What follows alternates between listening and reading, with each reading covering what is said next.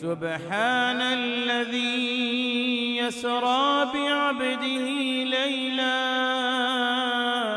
लैलन मिनल मस्जिदिल हराम इलल मस्जिदिल अक़सा الذي باركنا حوله لنريه من آياتنا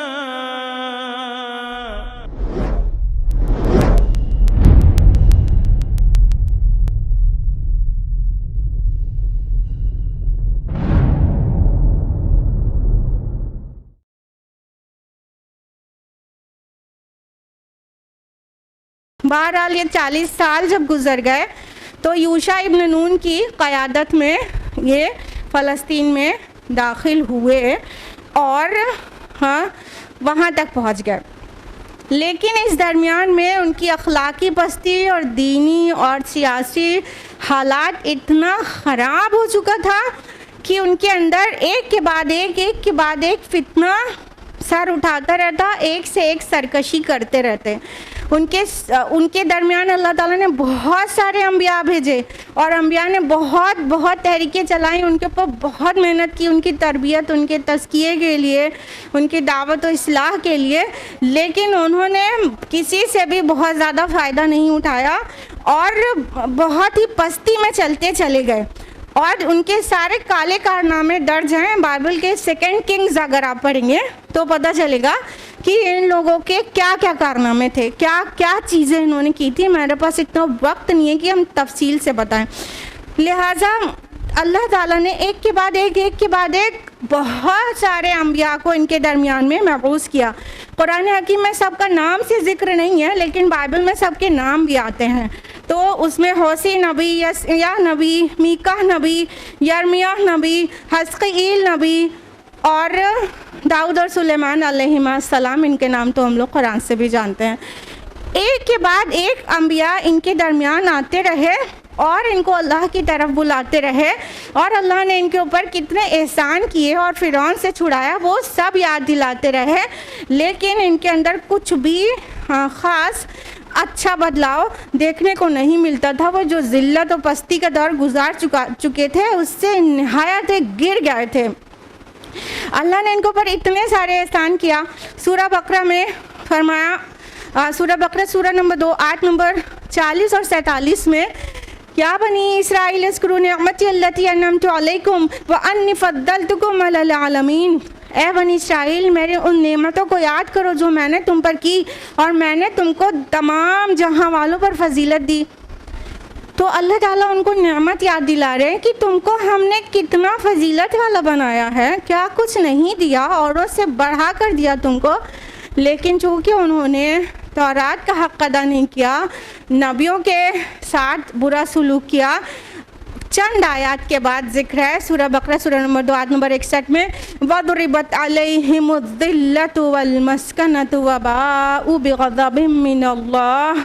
उन पर ज़िल्लत और मस्कनत मुसल्लत कर दी गई और वो अल्लाह का गज़ब लेकर लौटे। लिहाजा अल्लाह उनसे नाराज़ हो गया और उन पर नेमतों की जहाँ बारिश थी, जहाँ वो पहले की उम्मत जो थी वो उम्मत मुस्लिमा थी, वो सारे खिताब फिर बाद में उनसे छीन लिया गया और उन पर ज़िल्लत और मस्कनत मुसल्लत कर दी गई। और इसका रीज़न भी बताया गया उसी आयत में बकरा की 61 में कि ये इसलिए कि ये अल्लाह की आयत के साथ कुफ्र करते थे और अम्बिया को नाहक कत्ल करते थे। तो इनकी मतलब हरकत इस दर्जे की थी कि इन जो अम्बिया इनके दरमियान आते थे इस्लाही तहरीक लेकर, वो उनको कत्ल कर डालते थे। तो अल्लाह ताला का ग़ज़ब नहीं भड़केगा तो और क्या होगा। लिहाजा ये मग़ज़ूबुन अलैह हो गए और उसके बाद ये कुछ ना कुछ ऐसे ही सरकशी करते रहे। कई सौ साल के बाद, 350 साल से 400 साल के बाद इन्हें थोड़ा होश आया और इनको लगा कि सिर्फ हम मतलब फितनों में ही हैं पूरे टाइम, अब हम अल्लाह की राह में जिहाद करेंगे और हम अर्ज़ फ़लस्तीन में अपनी जगह पर दाखिल होंगे। तो इन्होंने अपने दौर के नबी से कहा कि हमारे लिए एक बादशाह मुकर्रर कर दीजिए। उनके दौर का जो नबी था बाइबल में उनका नाम है शमूएल अलैहिस्सलाम। कुरान ने नाम नहीं लिया है, सिर्फ नबी मेंशन किया है कि उनसे कहा कि हमारे लिए एक बादशाह मुकर्रर कर दीजिए, हम जिहाद करना चाहते हैं उसके अंडर में। तो अल्लाह ताला ने उनके लिए नबी के ज़रिए बादशाह को बता दिया। शमूएल नाम है बाइबल में, साउल भी कहते हैं।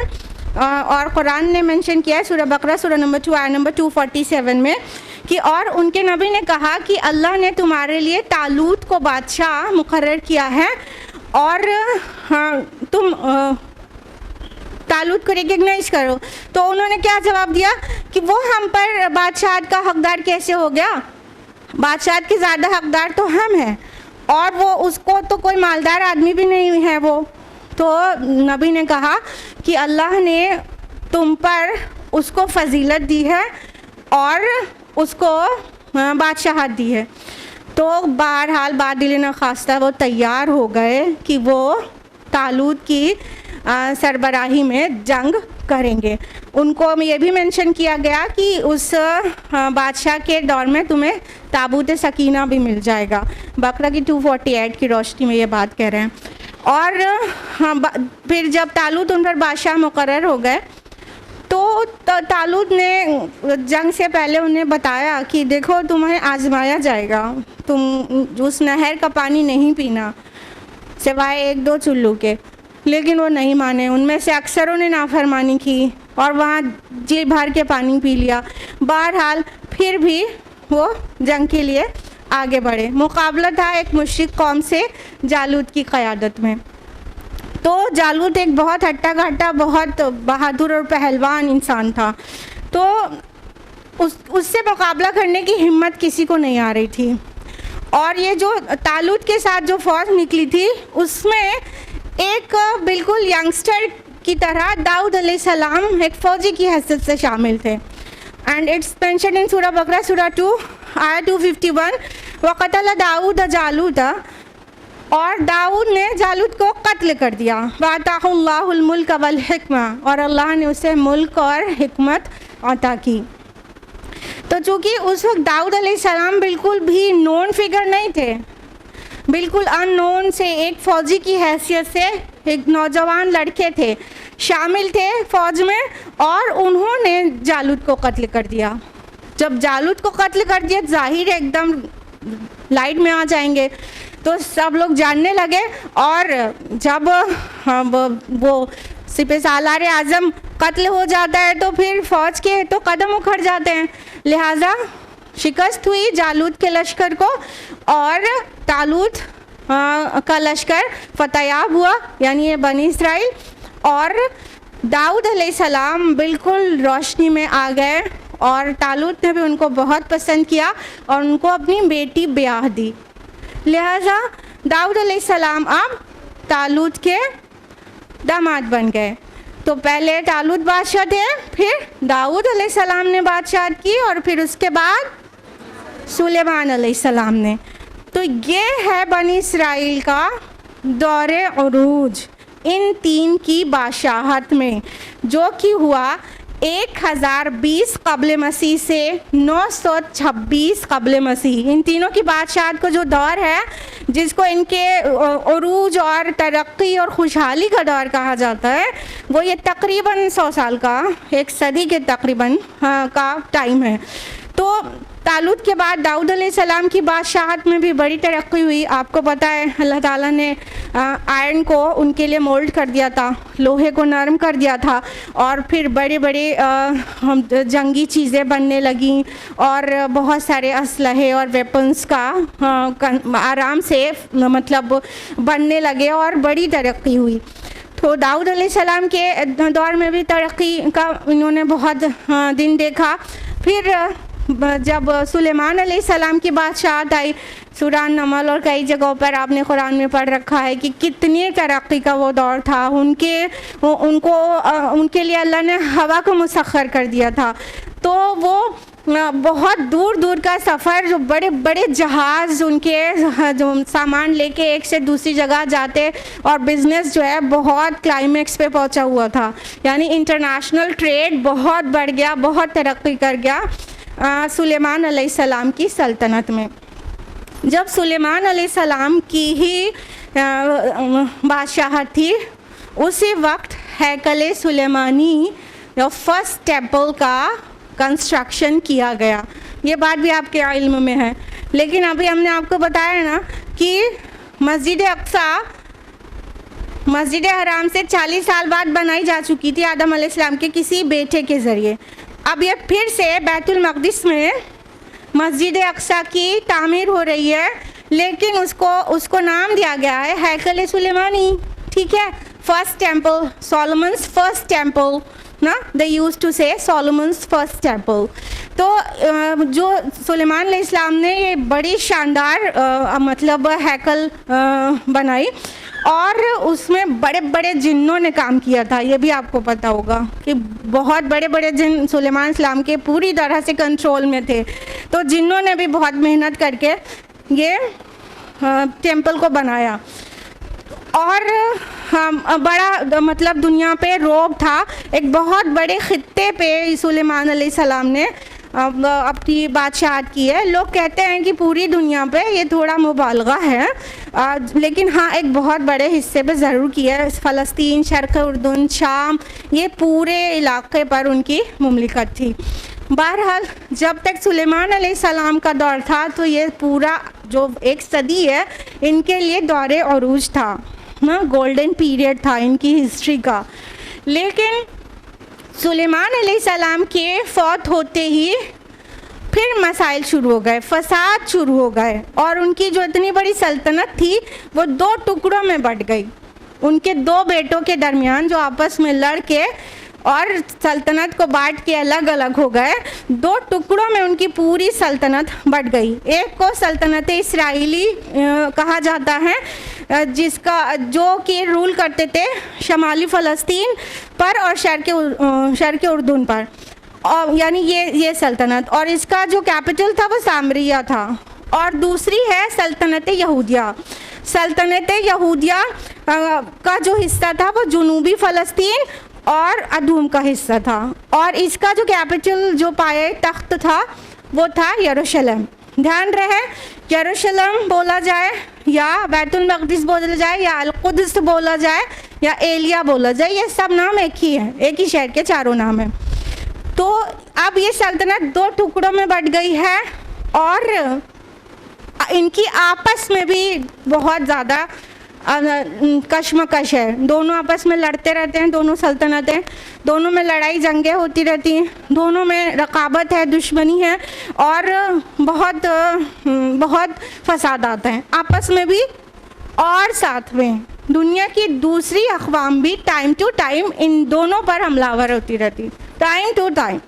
यहाँ तक कि आशूरियों ने ऐसा हमला किया कि इस्राएली सल्तनत का पूरा ख़त्म हो गया, इस्राएली सल्तनत को मिटा ही दिया आशूरियों ने।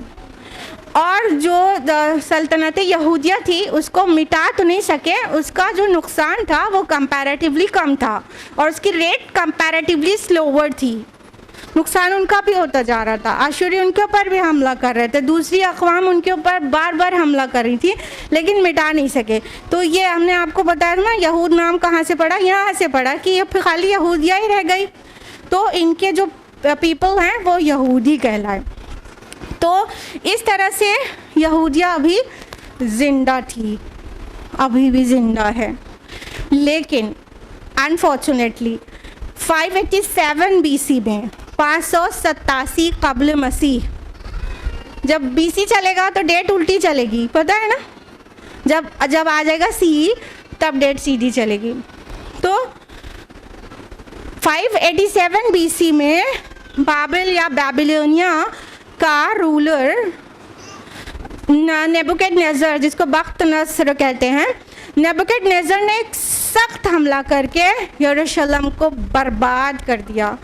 पूरे फ़लस्तीन पर हमला किया था उसने, और जितने छोटे बड़े शहर थे सबकी ईंट से ईंट बजा दी और यरूशलेम को तो ऐसा तबाह किया कि 2 ईंट सलामत नहीं बची। पूरी तरह से शहर नेस्त नाबूद हो गया और ना सिर्फ शहर, हैकल सुलेमानी को भी मिसमार कर दिया। पूरी तरह से डिमोलिश हो गई उनकी फर्स्ट टेम्पल। और 6 लाख को कत्ल किया नेबुकदनेस्सर ने। 6 लाख लोगों को जो यहूदी थे उनको कत्ल किया और 6 लाख को हाँक कर अपने साथ बेबीलोनिया ले गया, यानी इराक, बाबिल शहर बंदी बनाकर, कैदी बनाकर, असीर बनाकर ले गया अपने साथ। तो ये जो इनके ऊपर इनका जो ये क्रश था, इसको कुरान हकीम ने इनकी पहली सरकूबी कहा है और वो पहले वादे का वक्त कहा है। You must have gone through this आया। सूरा बनी इसराइल सूरा नंबर 17 आया नंबर 5 में अल्लाह ताला ने फरमाया कि आखिरकार जब उनके पहले वादे का वक्त आया तो हमने उन पर ऐसे सख्त जंगजू बंदे अपने मुसल्लत कर दिए जो उनके शहरों में दाखिल हो गए और सबको बर्बाद कर दिया। और ये एक ऐसा वादा था जो होकर ही रहना था। Between the lines take some lessons. जो अल्लाह की बागी कौम होती है ना, अल्लाह ताला उसको अपने दूसरे बंदों से मिटाता है, उन्हें पनिश करता है और वो दूसरों को जो खुद एक्चुअली जालिम हैं उनको अपने बंदे कह रहा है अल्लाह ताला। ये अल्लाह की सुन्नत है। जब एक कौम बहुत सरकशी पे आमादा हो जाती है तो अल्लाह दूसरे सरकश को या दूसरे मोमिन को, इट डिपेंड्स, उनके ऊपर मुसल्लत कर देता है और ये सरकशी करने वालों को पेरिश कर देता है ताकि ज़मीन पर फसाद हद से ज़्यादा ना बढ़ जाए। तो ये जो पूरी सल्तनतें यहूदिया थी ना, उनको इस तरह बर्बाद किया कि अल्लाह ताला ने कहा कि हमने अपने बंदे भेजे जो जंगजू बंदे थे और फैल गए इनके शहरों में और इनको नेस्त नाबूद कर दिया। बहरहाल इनकी 6 लाख तो आबादी ख़त्म हो चुकी थी, 6 लाख असीर बनकर इराक़ पहुंच चुके थे। इसी दरमियान में इलियास अलैहिस्सलाम अपनी दावती तहरीक लेकर उठे। इनके यहाँ शिर्क तक आ जाता था, बाल की इबादत करने लगे थे। बाल नाम का एक बुत है, कुरान में भी जिक्र भी है। इलियास अलैहिस्सलाम ने उससे रोका इनको कि अल्लाह की इबादत करो, बाल की इबादत नहीं करो। बहरहाल इस तरह इनकी सरकशी का मामला चलता ही रहता था। नबियों की दावत से कुछ ख़ास फ़ायदा नहीं उठाते थे, लेकिन अल्लाह ताला ने फिर इनको एक साय ऑफ रिलीफ दिया, एक मोहलत दी। बाबिल से, असीरी से रिहाई मिली इनको। कैसे हुआ ये? 539 BC में ईरान के रूलर साइरस ने बाबिल पर हमला कर दिया। बेबीलोनिया, जहाँ ये सब असीर थे, बेबीलोनिया पे हमला कर दिया तो उसको वहाँ उसको फतह कर लिया बेबीलोनिया को। तो बेबीलोनिया, साइरस एक शरीफुन नफ्स बादशाह था, तो चूँकि उसने बेबीलोनिया को फतह कर लिया तो अब वहाँ पर जितने यहूदी असीर थे, कैप्टिव्स थे, उनको कैप्टिविटी से रिहाई मिल गई और साइरस ने उनको अलाउ कर दिया कि वो अपने वतन वापस जा सकते हैं। लिहाजा उनको एक सुकून की सांस लेने को मिला, उस असीरी से राहत मिली जिसको कुरान हकीम ने मेंशन किया है कि हमने तुमको मतलब फिर एक मौका दिया तुमको फिर से, और तुमको औलाद में और बढ़ा दिया, तुम्हारे तादाद बढ़ा दी। और 6 लाख तो मर चुके थे ना, तो फिर अल्लाह ताला ने इनको मल्टीप्लाई कर दिया। सूरह बनी इसराइल में मेंशन है। और ये माइग्रेशन जब उसने अलाउ कर दिया ना साइरस ने कि वो जा सकते हैं वापस अपने देश, तो ये माइग्रेशन मुद्दतों जारी रहा। इसी के दरमियान की बात है, तो 558 BC में उज़ैर अलैहिस्सलाम को अल्लाह ताला ने मबूस किया। अब जब उनका गुज़र यरूशलेम से हुआ था, जिस वक्त बख्त नस्र उसको तबाह किया हुआ था और सब अपनी छतरियों पर गिरा हुआ खंडहर बना हुआ था, तो उज़ैर अलैहिस्सलाम ने उस करिया को देखकर कहा कि अल्लाह ताला इस बस्ती को कैसे दोबारा ज़िंदा करेगा। ये पढ़ा है आपने? तो अल्लाह ताला ने क्या किया बताइए? बिल्कुल सही, माशाल्लाह, बारकल्लाह। अल्लाह ताला आप लोग के इल्म में इजाफ़ा करे। अल्लाह ताला ने उज़ैर अलैहिस्सलाम को 100 साल के लिए सुला दिया। 100 साल की नींद के बाद जब उज़ैर अलैहिस्सलाम उठे हैं, तब तक ये यरूशलेम पूरा बस चुका था, क्योंकि अभी हमने बताया ना कि इनको अलाउ कर दिया साइरस ने कि वो जा सकते हैं वापस यरूशलेम। तो वो वहाँ गए और इधर से एक एक गवर्नर भी मदद के लिए लगाया कि शहर भी बसे और हैकल सुलेमानी दोबारा तामीर हो जाए। लिहाजा 150 साल के बाद इनका हैकल सुलेमानी जो मिस्मार पड़ा था वो फिर से तामीर हुआ। इसको ये सेकंड टेम्पल कहते हैं, ठीक है, सेकेंड टेम्पल, क्योंकि फर्स्ट टेम्पल तो सोलोमन ने बनाया था अलैहिस्सलाम, और ये सेकेंड टेम्पल फिर इनकी कोशिश से दोबारा 150 साल के बाद बना।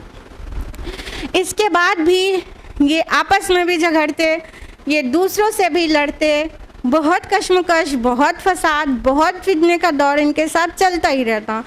यहाँ तक कि 175 BC में यूनानियों ने एक के बाद एक हमला इनके ऊपर करते थे। तो 175 BC में यूनानियों ने इनको बिल्कुल ख़त्म करना चाहा था, लेकिन वो ख़त्म नहीं कर सके। रीज़न जानते हैं? ये जो उज़ैर अलैहिस्सलाम की जो तहरीक थी, जब उन्होंने देखा कि एक तो एक अल्लाह के नबी हैं, दूसरा उन्होंने 100 साल सोकर एकदम सब कुछ अपनी आंखों से देख लिया, दोनों तरह का दौर, तो उनके अंदर एक बहुत मतलब क़ुव्वत वाला जज्बा जो है उनके अंदर था कि बस अपनी कौम के लिए वो कुछ भी करें। तो बहुत तरबियत, बहुत तज़किया उन्होंने किया था, लिहाजा उससे उनको काफ़ी फ़ायदा हुआ था। यानी उज़ैर अलैहिस्सलाम की जो दावती तहरीक थी, उससे इनकी ईमानी हरारत थोड़ी बढ़ गई थी।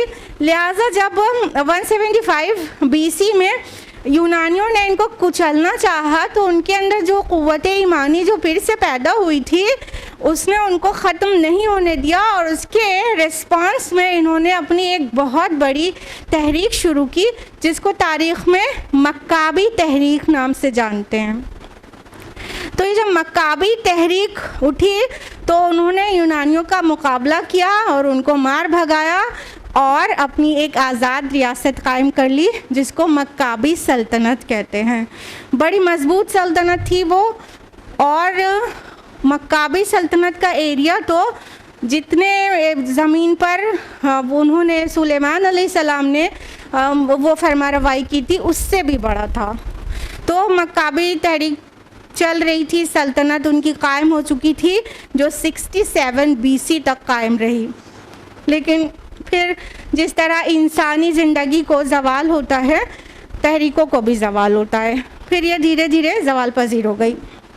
उसके बाद इनके दरमियान में अल्लाह ताला ने बहुत अजीम नबियों और रसूलों को भेजा। I am talking about Zakaria अलैहिस्सलाम, याह्या अलैहिस्सलाम, और लास्टली एग्जैक्टली ईसा अलैहिस्सलाम। इन नबियों के साथ भी इन्होंने कुछ अच्छा सलूक नहीं किया, इंतहा दर्जे की सरकशी दिखाई। और याह्या, जिसको वो जॉन द बैप्टिस्ट कहते हैं बाइबल में, याह्या अलैहिस्सलाम को हीरोद नामी यहूदी फरमारवा ने याह्या अलैहिस्सलाम को शहीद करा दिया। और याह्या अलैहिस्सलाम, ईसा अलैहिस्सलाम हमासर हैं। ईसा अलैहिस्सलाम ने इनको अल्लाह की तरफ बुलाया, और ये जुल्म और नाइंसाफ़ी और गुमराही के घटाटोप अंधेरे में ईसा अलैहिस्सलाम की आवाज़ गूंजती है, इन्नल्लाह रब्बी व रब्बुकुम फअबुदूह, कि है बनी इसराइल, अल्लाह ही मेरा और तुम्हारा रब है, बस उसकी इबादत करो। शिर्क, बुत परस्ती, तावीज़ गंडा, जादू टोना, सब इनके यहाँ था। सब जितनी बुराई होती है, ईसा अलैहिस्सलाम ने जान लगा दिया इनके साथ, और इनकी इस्लाह करने की बहुत कोशिश की, लेकिन उन्होंने मान कर नहीं दिया। अब ये इनके ख़ानदान का आखिरी रसूल था, और ये उसके भी, उस रसूल के भी जान के पीछे पड़ गए। और उस वक्त वहाँ रोमन्स रूल कर रहे थे, रोमन्स की रूलिंग थी फ़लस्तीन में। एक्चुअली मेन जो कंट्रोल था वो रोमन्स के ही हाथ में था, और इन यहूदियों के को छोटे छोटे पावर्स उन्हें दे रखे थे, तो इनके हाथ से रूल कराते थे, कंट्रोल उनका था। इन खुदगर्ज, बेशरम और नहायत अल्लाह की बागी कौम ने क्या किया, रोमन्स के साथ मिलकर मसीह अलैहिस्सलाम के कत्ल की प्लानिंग की, और अपने तय तो उन्होंने सूली चढ़ा भी दिया। वो तो यही समझते हैं कि हमने माज़अल्लाह वलदुज़्ज़िना कहते हैं मसीह अलैहिस्सलाम को, उनको सूली दे दिया, तो वो तो यही समझ रहे थे। ये कुरान हकीम का एहसान अज़ीम है हम पर कि हम कुरान की वजह से जानते हैं कि रियलिटी ये नहीं है। उन्होंने कोशिश की थी, लेकिन अल्लाह रब्बुल आलमीन ने ईसा अलैहिस्सलाम को 33 ईस्वी में अपने पास बुला लिया ज़िंदा। उनका रफ़ाए समावी हो गया और इन्हें छोड़ के ईसा अलैहिस्सलाम चले गए। वमा क़तलूहु वमा सलबूहु वलकिन शुब्बिह लहुम, ना उन्होंने उनको कत्ल किया ना सूली दिया, बल्कि वही तशबीह बन गई, वही सूरत बन गई उनके सामने।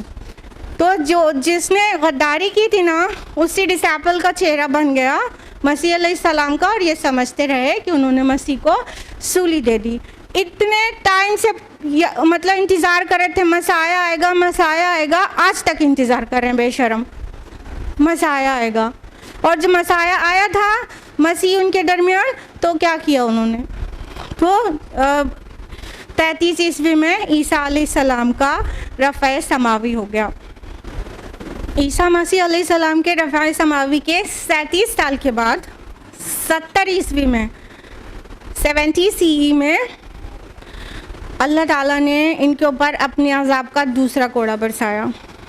उन्होंने अल्लाह के कितने नबियों को कत्ल किया और मसीह अलैहिस्सलाम के को ख़त्म करने की प्लानिंग की, लेकिन चूँकि ईसा अलैहिस्सलाम अल्लाह ताला के रसूल हैं, नबियों को तो कत्ल किया जा सका लेकिन रसूलों को नहीं। तो रसूल थे, अल्लाह ताला ने उन्हें उठा लिया, लेकिन अल्लाह के अज़ाब का कोड़ा बरसा इनके ऊपर।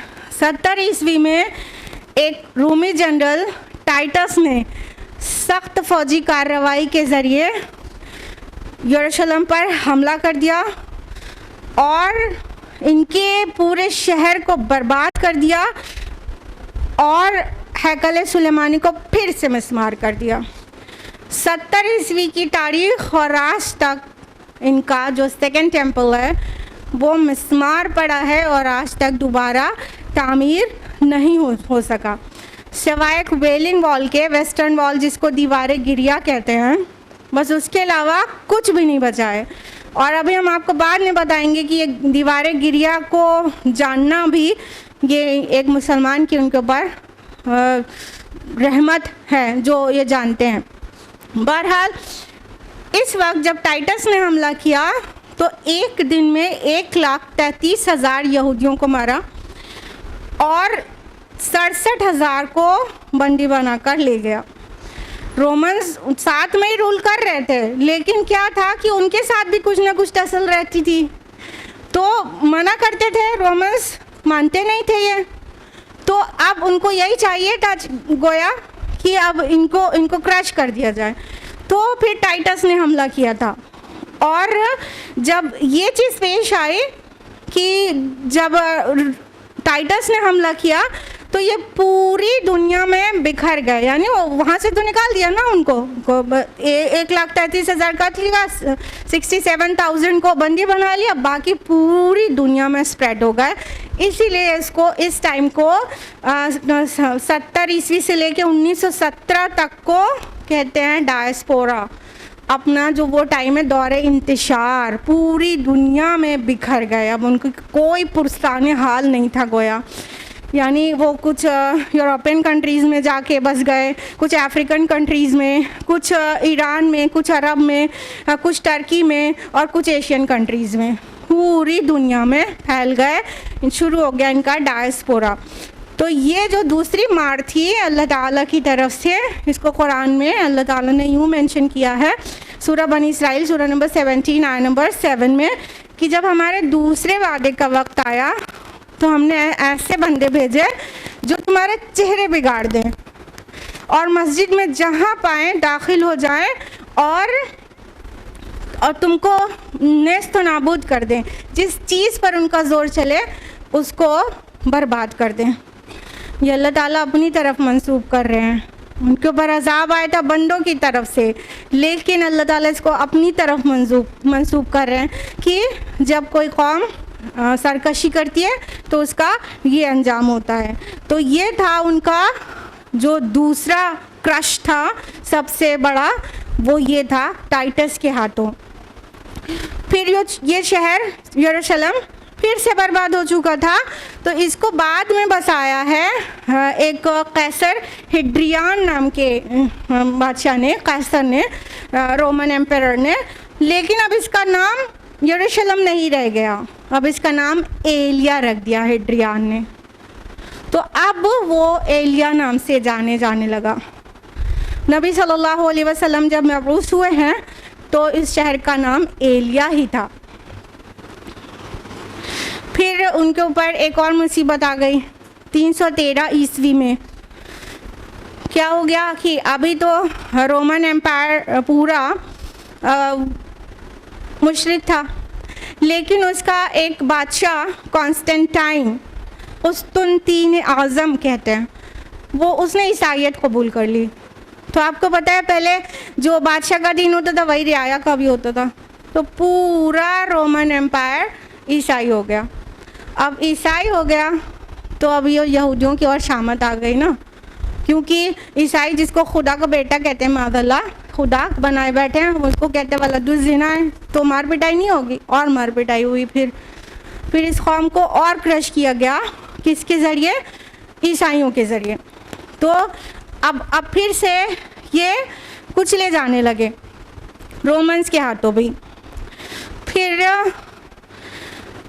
टाइटस के हमले के ठीक 500 साल के बाद 571 ईस्वी में रसूलुल्लाह सल्लल्लाहु अलैहि वसल्लम की विलादत बासआदत होती है और 610 ईस्वी में आप पर वही का आगाज़ हो जाता है। और आप सल्लल्लाहु अलैहि वसल्लम अभी मक्का में ही थे, मदीना तशरीफ़ नहीं भी ले गए थे। उससे पहले से जो यहूदी मदीना में आबाद थे, अभी बताना डायस्पोरा के बाद पूरी दुनिया में बिखर गए थे, अरब में भी आके थे मदीना शहर के अराउंड। तो अतराफ़ मदीना में 3 बड़े ख़ास कबीले थे ना यहूद के। ये जो मदीना के यहूदी थे, इन्होंने रेशा दवानियाँ शुरू कर दी थी। अभी नबी सल्लल्लाहु अलैहि वसल्लम मक्का से मदीना माइग्रेट करके गए भी नहीं थे। मक्का के मुश्रिकों को प्रोवोक करते थे, बहुत सारे सवाल भेजते थे, ये पूछो नबी है तो ये बताए, बहुत सारे सवाल पूछवाते थे, फिर ख़ुद पूछते थे, और एक ना एक इनकी मतलब तासुब से रेशा दवानियाँ चल रही थी। जबकि इतने महरूम लोग हैं, अल्लाह की कसम इतने महरूम लोग हैं कि जिस नबी का ये इंतज़ार कर रहे थे वो आ गया तो उन्होंने ये हरकत किया। ये मदीना में क्यों आबाद थे आपको एज अ मुस्लिमा पता होना बहुत ज़रूरी है। ये मदीना में आके इसलिए आबाद हुए थे क्योंकि इनको अपनी किताबों के हवाले से पता था कि एक नबी आखिरुज़्ज़मा आने वाला है, उसका ज़माना बिल्कुल नज़दीक है, वो खजूर की सरज़मीन में आएगा। ये मदीना ढूंढते हुए मदीना आके बसे थे कि यहाँ पे वो नबी मबऊस होगा, जब वो आएगा तो हम सबसे पहले ईमान लाएंगे उसके ऊपर। और ये औस और खजरत जो वहाँ पे कबाइल थे मदीना के, उनको जो है वो दिखाते थे, धौस दिखाते थे कि तुम्हें अभी जो करना है कर लो, जब हमारा वो नबी आएगा ना तो हम उसके साथ तुमसे लड़ेंगे, तुमको ख़त्म कर देंगे। औस और खजरत सोचते थे ये पढ़े हुए लोग ये सही कह रहे हैं, और जब वो नबी आया तो औस और खजरत वो ईमान ले जाने में सबकत ले गए और अंसार कहलाए। और इन्होंने उस नबी के साथ ये किया। क्यों किया? असबियत। क्यों किया? इनके अंदर किबर था। क्यों? बनु इस्माइल से आया, बनु इसराइल से क्यों नहीं आया? तो नहीं माने उस नबी को। हमारे नबी सल्लल्लाहु अलैहि वसल्लम के साथ बहुत रेशा दवानियाँ की, यहाँ तक कि हमारे नबी की कत्ल की भी साजिश की जो अल्लाह ने नाकाम कर दी। और हमारे नबी सल्लल्लाहु अलैहि वसल्लम जब मदीना तशरीफ़ लेकर आए तो चूँकि हमारे नबी की शान बुलंद है, वो सिर्फ स्पिरिचुअलिटी के हाईएस्ट प्लेस पे नहीं थे, बल्कि he was a greatest statesman. आप मदीना तशरीफ़ लाते, मीसाक मदीना में यहूद के तीनों कबीलों को जगड़ लिया, सबके दरमियान मुआहिदा हो गया कि अब जो भी बाहर से अटैक करेगा हम सब एक वहदत की हैसियत से उसका मुकाबला करेंगे। मीसाक हो गए। तो मुआहिदा होने के बाद चाहिए तो ये था कि दुश्मन से भी मुआहिदा हो तो भी पूरा करें। हमारे नबी की तो यही शान है कि ऐसा ही किया और मुसलमानों ने, लेकिन उन्होंने ऐसा नहीं किया। टाइम टू टाइम फसाद करते, टाइम टू टाइम परेशान करते, और हर बार इन्होंने, इनके तीनों कबीले ने बदअहदी की, तीनों ने। अल्टीमेटली आपको पता है तीनों कबीले जो मदीना के गिरदो पेश में बसे हुए थे, बनु कैनुका, फिर बनु नज़ीर, फिर बनु कुरैज़ा, तीनों अपने कैफर किरदार को पहुंच गए। 7 हिजरी में खैबर भी फतह हो गया, लेकिन नबी सल्लल्लाहु अलैहि वसल्लम की ये रहमत है कि उन्होंने अलाउ किया था कि वो वहाँ पे स्टे कर सकते हैं, वहाँ रह सकते हैं, अपनी ज़मीनों पे वो काश्तकारी करें और टैक्स दें, बस। तो आप सल्लल्लाहु अलैहि वसल्लम ने उनका इखराज नहीं किया था वहाँ से, खैबर से। लेकिन उमर रज़ियल्लाहु अन्हु के दौर में इनका, चूँकि हम बता रहे हैं ना, फसाद का भी कमी नहीं होता। जो कौम अपने रब की इतनी नाशुक्री हो, वो रसूल और दूसरे मुसलमानों के साथ क्या कर सकती है। वो कभी सही से रहते ही नहीं थे, हमेशा फसाद। अल्टीमेटली उमर रज़ियल्लाहु अन्हु के दौर में उनका खैबर से भी इखराज हो गया और किक आउट कर दिया गया। लेकिन वल्लाही उमर रज़ियल्लाहु अन्हु ने इतने हुस्न के साथ इनको वहाँ से रुखसत किया है कि कोई क्या दुश्मन को वहाँ से रुखसत करेगा। मतलब दुश्मन तो हमेशा इस जुल्म के साथ निकालते हैं ना, लेकिन इतने खुश अखलाकी और इतनी नरमी के साथ निकाला है कि उनके पास उन्हें जो दे के जाना था वो नहीं था, ऐसे भी जाने दिया। जिनके पास सवारी नहीं थी उनको ऊँट दिया, जिनके पास कजावे नहीं थे कजावे भी दिया, ऊँट की रस्सी तक दिया। इतना दे कर लाद कर उनको वहाँ से निकाला था, खैबर से। बहरहाल मुसलमानों ने हमेशा इनके साथ अच्छा ही सलूक किया है। 637 CE में उमर रज़ियल्लाहु अन्हु के दौरे खिलाफत में उनके बैतुल मक़दिस या एलिया पहुंचने के बाद बैतुल मक़दिस फ़तह हो जाता है। उससे पहले वो क्रिश्चियंस के हाथ में था ना, उमर रज़ियल्लाहु अन्हु के दौर में। और जब नबी सल्लल्लाहु अलैहि वसल्लम की बिआसत हुई थी, तो उमर रज़ियल्लाहु अन्हु की एक वाहिद ये जर्नी है जो कैलिफेट में है कि वो कहीं खुद गए हैं किसी शहर के फ़तह करने के लिए। उसके अलावा हमेशा उन्होंने मदीना में बैठ के रूल किया है, खिलाफत की है, और फ़ौज जाती थी और कमांडर जाते थे। उमर रज़ियल्लाहु अन्हु कहीं भी नहीं गए सिवाय बैतुल मक़दिस के। तो बैतुल मक़दिस आपके जाने पर ऐसा फ़तह हुआ कि एक ड्रॉप भी ब्लड शेड नहीं हुआ, विदाउट ब्लड शेड। ये इतना मुक़द्दस शहर है, मगर unfortunately this is the only city जो टॉप पर है ब्लड शेड होने के। सबसे ज़्यादा खून इसी शहर के लिए बहाया गया इंसानों का। लेकिन उमर रज़ियल्लाहु अन्हु के दौर में बिल्कुल ऑपोजिट हुआ। उमर रज़ियल्लाहु अन्हु ने बग़ैर खून खराबे के, ईसाइयों ने वो देखा, वो बादशाह, दरवेश बादशाह आया हुआ है, और एक बार में तैयार हो गए मुआहदे के साथ, वो शहर फ़तह हो गया। और ये उमर रज़ियल्लाहु अन्हु की नरमी है, शराफत है, दरिया दिली है, हमदर्दी है, रहमत है, क्या क्या अल्फाज इस्तेमाल करें, कि ईसाई चाहते ही नहीं थे इस शहर में यहूदी दाखिल हों, मगर उमर रज़ियल्लाहु अन्हु ने दाखिल होने से मना करने में उनको तकलीफ़ हुई। उन्होंने कहा कि ठीक है, आएँ ज़ियारत करके चले जाएं। लेकिन मुआहदे में फिर रिटर्न दिया गया था ईसाइयों की तरफ से कि आप यहाँ बसने नहीं देंगे। तो खैर बसने नहीं देने का तो मुआहदा था, लेकिन उमर रज़ियल्लाहु अन्हु ने उनकी एंट्री को बैन नहीं किया हुआ था ईसाइयों की तरह। अलाउ कर दिया कि ओपन सिटी है, ये आएँ ज़ियारत करें अपने मुक़द्दस मकामात की और चले जाएं। उसका उन्होंने इस एहसान का क्या बदला दिया है आज हम देख ही रहे हैं, किस तरह से हमारे भाई बहनों के बच्चों को ये मार और काट रहे हैं। हाँ, देख रहे हैं। ये एहसान का बदला है जुल्म के साथ, ये एहसान का बदला है। हाँ, ये हमारे खलीफा का एहसान था उनके ऊपर कि वो एहसान का बदला एहसान से देते। तो अगर वो एहसान नहीं करते तो आज उनको वहाँ कहीं दाखिला भी नहीं मिला होता आज तक भी। लेकिन उनकी नरमी का ये सिला दिया उन्होंने। उस्मान रज़ियल्लाहु अन्हु की दौरे खिलाफत में इन्होंने अब्दुल्ला बिन सबा नाम का यहूदी था, आपको पता ही है कि बनु उमैया और बनु हाशिम, उसको आपस में टकरा दिया और ऐसा ज़ख्म लगाया जिससे आज तक खून रिस रहा है। उम्मत 2 टुकड़ों में बट गई, शिया और सुन्नी के। ये इनका लगाया हुआ ज़ख्म है।